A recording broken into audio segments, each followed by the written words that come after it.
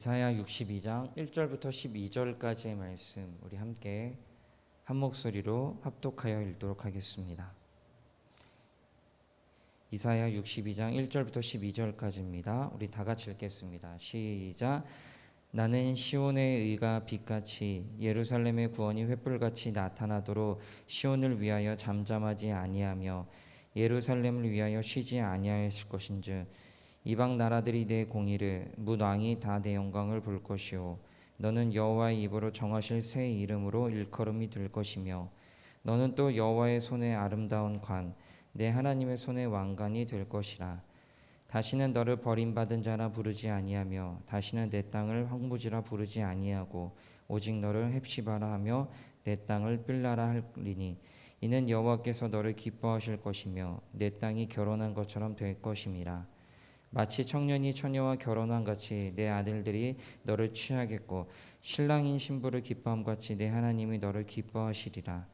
예루살렘이여 내가 너의 성벽 위에 파수꾼을 세우고 그들로 하여금 주야로 계속 잠잠하지 않게 하였느니라. 너희 여호와로 기억하게 하시는 자들아 너희는 쉬지 말며 또 여호와께 예루살렘을 세워 세상에서 찬송을 받게 하시기까지 그로 쉬지 못하시게 하라. 여호와께서 그 오른손 그 능력의 팔로 맹세하시되 내가 다시는 내 곡식을 내 원수들에게 양식으로 주지 아니하겠고 내가 수고하여 얻은 포도주를 이방인이 마시지 못하게 할 것인지 오직 추수한 자가 그것을 먹고 나 여호와를 찬송할 것이요 거둔 자가 그것을 나의 성소들에서 마시리라 하셨느니라. 성문으로 나아가라 나아가라 백성이 올 길을 닦으라 큰 길을 수축하고 수축하라 도로를 제하라 만민을 위하여 기치를 들라. 여호와께서 땅 끝까지 선포하시되 너희는 딸 시온에게 이르라. 보라 내 구원이 이르러느니라. 보라 상급이 그에게 있고 보응이 그 앞에 있느니라 하셨느니라.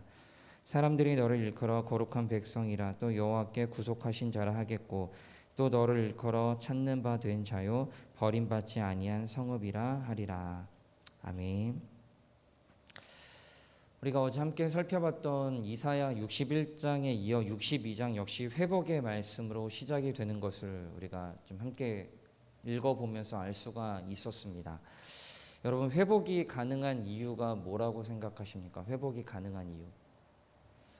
그토록 처참하고 황폐한 땅 가운데서 소망 없이 포로 생활에 끌려가가지고 돌아왔지만 여전히 소망이 없는 이 백성들, 이들에게 회복할 수 있는 부분들, 특히 3절 말씀에 보면은 아름다운 관, 하나님의 손에 왕관이 될 수 있는 이유, 이걸 회복이라고 할 수가 있는데 이 이유가 어디에 있다라고 여러분들 생각하십니까?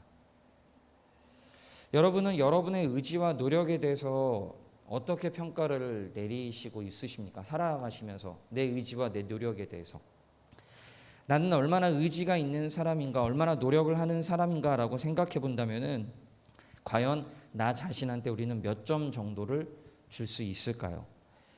예전에 제가 한창 자기 개발서 책을 열심히 읽었던 때가 있었습니다. 이 책만큼 쉽게 손에도 읽히고 그리고 뭔가 도전을 주는 책이 없다라는 생각을 했는데요. 그래서 읽고 또 읽었습니다. 한창 열심히 읽다가 어느 순간 자기 개발서 읽기를 좀 제가 그만두었었는데 그 이유는 많이 읽다 보니 그 내용이 뭐 그 내용이다라는 생각도 들었고요. 그리고 내 자신의 처지, 우리가 어떤 인간인지에 대한 그런 철저한 문제의식을 뺀 채 무한히 자기 자신을 긍정하는 게 과연 옳을까라는 그런 회의감이 들었기 때문이었습니다. 여러분, 우리는 그리고 우리의 의지는 그 자체로는 아무런 소망이 없다라는 것 아십니까? 우리의 의지와 우리의 노력 같은 이거는 그 자체로 아무런 소망이 없습니다. 여러분 이 사실을 믿으십니까? 자꾸 긍정하고 좋게 생각한다라고 나아지지 않습니다. 다시 처음 질문으로 돌아와서 내 의지로 내 노력으로 내가 수고해서 인생이 회복이 일어날 수 있을까요? 자기 개발서라면은 충분히 긍정을 했을 겁니다. 그러나 성경은 그렇지 않습니다. 여러분 우리가 회복할 수 있는 이유, 회복이 가능한 이유, 우리가 하나님의 손에 왕관이 될 수 있는 이유는 단 하나입니다. 1절 말씀 끝부분에 보시면은 하나님께서 시온을 위하여 잠잠하지 아니하며 예루살렘을 위하여 쉬지 아니하시기 때문이다라고 그렇게 분명히 이야기하고 있습니다. 회복이 가능한 이유는 하나님의 열심으로 인해 가능하며 하나님의 열심과 수고가 나를 긍정할 수 있는 유일한 이유라고 볼 수가 있습니다. 여러분 믿으십니까? 하나님의 열심이 하나님께서 우리의 회복을 위해서 쉬지 않기 때문에 우리의 회복이 일어날 수 있다라는 겁니다.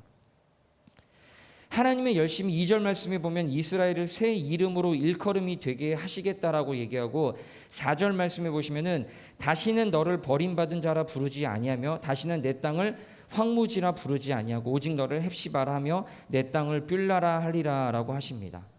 이게 바로 하나님의 열심이고 하나님의 회복의 사역입니다. 여러분 실제로 그렇지 않습니까? 이스라엘이 바벨론 포로로 끌려가서 70년의 세월을 견디고 나서 다시 돌아올 수 있었던 것, 성벽과 성적을 다시 재건하고 옛 영광을 다시 회복할 수 있었던 것은 이스라엘이 잘해서 가능한 일이 아니었습니다. 그 이유는 철저히 하나님께서 약속을 지키셨고 그 약속을 성실하게 이행한 결과로 인해서 이스라엘이 회복할 수 있었다라는 것입니다. 여러분, 제가 지금 말씀드렸던 이것은 우리 신앙생활에서 굉장히 중요한 고백입니다. 죄된 습성을 가진 우리들은 어떻게든지 우리의 공로와 열심을 하나님한테 더 내밀려고 합니다. 어떻게든지 한 발자국이라도 드밀어서 하나님 저 여기 있습니다. 제가 이만큼 노력했고 제가 이만큼 수고했고 제 열심이 이만큼 있습니다. 제가 누구보다도 새벽기도 열심히 했고 누구보다도 하나님께 열심히 헌금했고 섬겼고 헌신했고 노력했고 조그만의 건덕지라도 있으면 우리는 하나님 앞에 그걸 드밀어 가지고 내가 이런 사람입니다라고 우리는 과대 포장하는 게 우리 자신들입니다. 신앙생활에서 나의 공로를 인정받기 원하는 우리들의 마음이 얼마나 큰지 여러분 우리 자신은 너무나 잘 알고 있지 않습니까? 그러나 돌아보면은 내 노력과 공로로 이 자리에 오게 되었나라고 생각해 보면은 아니라는 거예요. 내가 수고하고 헌신하고 많은 헌금을 들여서 이 자리까지 여러분 오게 되었습니까? 아닙니다. 하나님의 열심이 고집센 나를 이끌어서 이 자리까지 오게 하셨고 하나님의 열심이 늘 실수하고 제 멋대로인 어리석은 나를 붙드셔서 이 자리까지 오게 하셨고 이 정도의 신앙을 가지고 있었던 것 아닐까요, 여러분? 여러분 저는 이게 굉장히 중요한 신앙의 문제라고 생각합니다. 내가 이 자리까지 왔는지 아니면은 나 같은 죄인을 이끌어셔서 이 은혜의 자리까지 오게 하신 분이 누구신지를 우리가 기억하고 늘 고백하는 것이 우리 신앙생활에서 무엇보다도 중요하고 무엇보다도 먼저 정립이 돼야 될 문제라고 저는 생각합니다.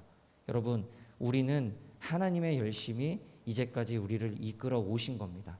그리고 그 열심히 이제까지 이끌어 오셨는데 앞으로도 우리의 구원까지 그 열심히 하나님께서 우리를 이끌어 가신다라는 것들 분명히 믿고 신뢰하며 나아갈 수 있는 우리 모두가 되시기를 부탁드립니다. 여러분, 이게 바로 은혜입니다.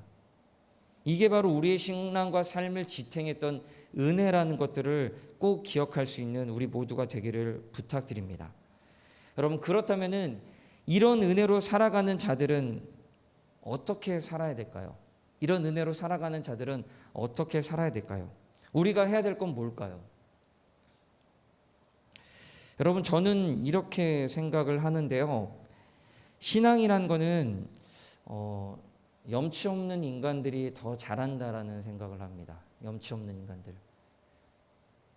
공감하십니까? 염치 없는 인간들. 왜냐하면은 신앙생활이란 거는 하나님 앞에 염치 없는 겁니다. 우리는 하나님 앞에 나온 것 자체가 염치 없는 짓이에요. 솔직히 말씀드리면은. 우리가 죄가 덕지덕지 붙어있고 아까 말씀드렸던 대로 어떻게든지 내 공로를 인정받기를 원하는 사람들이 우리인데 이런 우리들이 하나님 앞에 나오는 겁니다. 이게 무슨 말이냐면은 6절부터 9절 말씀에 한번 보시면요. 먼저 6절 말씀에 보면은 하나님은 바벨론 포로에서 돌아온 이스라엘 백성들에게 내가 부서진 예루살렘 성벽 위에 파수꾼들을 세우고 그들로 하여금 밤낮으로 계속 소리치게 할 것이다 라고 그렇게 합니다. 하나님께서 이스라엘 성벽에 돌아와 가지고 이것을 재건하는 백성들에게 파수꾼을 세워 가셔서 밤낮으로 이것을 지키고 소리치게 할 것이다 라고 말씀하십니다. 그리고 나서 6절 후반부에 이 부분은 선지자가 선포했던 말씀인데요. 뭐라고 얘기하냐면은 너희 여호와로 기억하시게 하는 자들아 너희는 쉬지 말며 7절에 보시면 또 여호와께서 예루살렘을 세워 세상에서 찬송받게 하시기까지 그로 쉬지 못하시게 하라라고 선지자가 우리에게 말씀하고 있습니다. 이게 뭐냐면은 예루살렘 재건을 훼손하려고 하는 자들을 위해서 파수꾼을 세우셨는데 이들은 여러분 성벽을 지키는 자들입니다. 그런데 이들이 성벽을 지킬 수 있는 방법은 잘 방비한다라고 지키는 것이 아닙니다. 이들이 할 수 있는 방법은 뭐냐면은 밤낮으로 잠잠하지 않고 기도하는 겁니다. 쉬지 않고 기도하는 겁니다. 그 이유는 뭐냐면은 우리가 할 수 없으니까 하나님이 지켜 주시옵소서. 이들은 하나님을 기억하시게 하는 자들인데 그들이 하나님께서 쉬지 못하시게 밤낮으로 외치게 하는 자들이다라고 이야기하고 있습니다. 이게 놀라운 표현이에요. 우리가 밤낮 가리지 않고 기도하면은 하나님은 우리의 기도로 인해서 쉬지 않으신다라는 거예요.